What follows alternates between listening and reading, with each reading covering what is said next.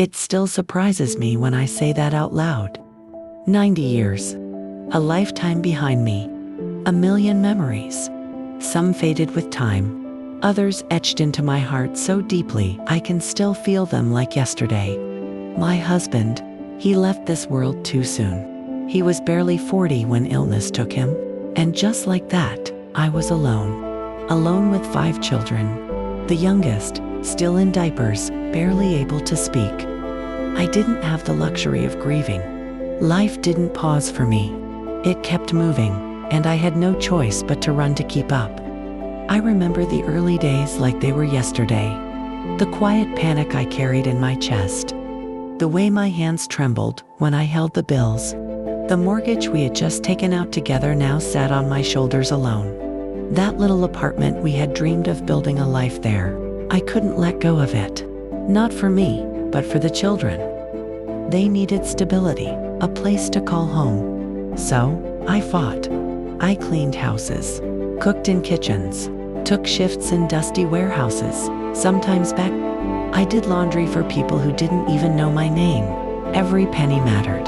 Some nights, I'd crawl into bed too exhausted to cry. And before the sun could rise, the alarm would sound again, and I'd do it all over.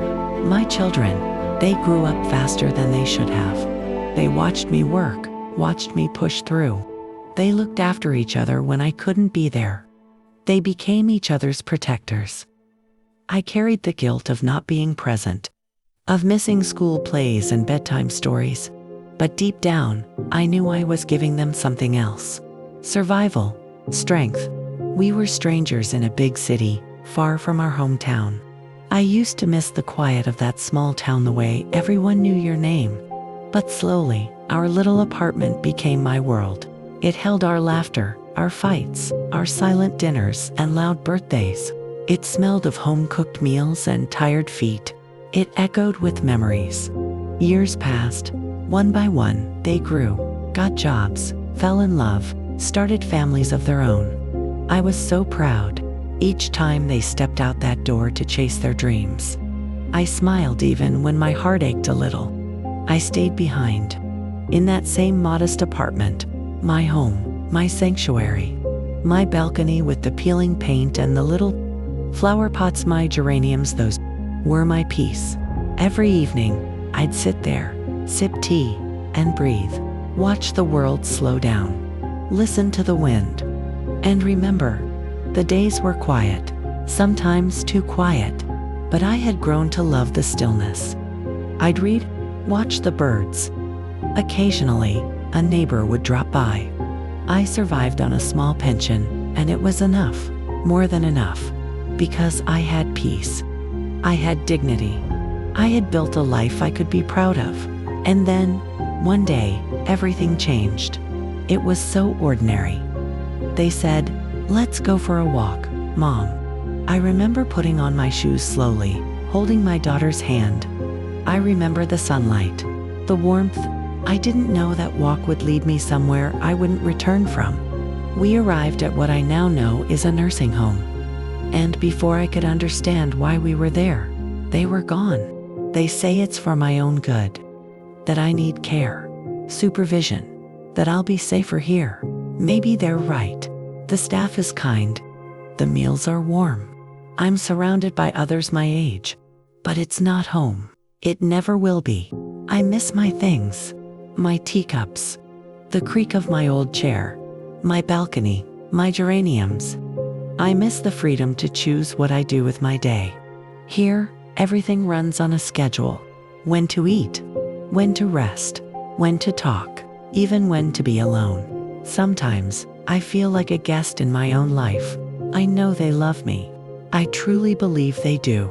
And I understand they have jobs, families, responsibilities. The world moves so fast for them now. But there's a quiet ache that I can't ignore. It whispers to me at night, what am I now? Where do I belong? I spent decades holding everyone else together. I was the glue, the fire, the steady hands in the storm. And now, I feel like a chapter that's been closed before I was finished speaking. I don't need grand gestures. I don't need visitors every day or handwritten letters. What I need is to be seen, to be remembered as more than someone to care for. I am still me. I still feel.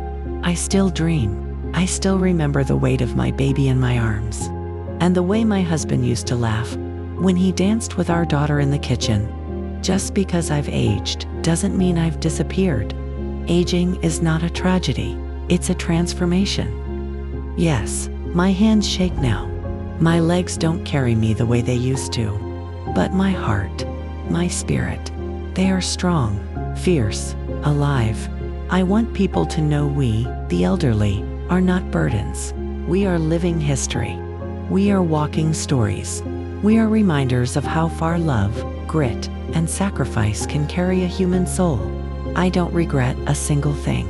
I'd do it all over again. Every job, every sleepless night, every lonely dinner, because my children are thriving, they are safe, they are loved. But I also wish that the world would make space for the elderly to live, not just to be cared for, to laugh, to cry, to be free, to be home.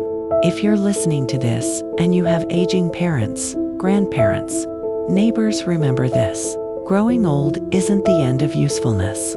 It's the beginning of a deeper wisdom, a gentler kind of strength, one that asks only to be respected, not erased. I may not be needed the way I once was, but I am still here.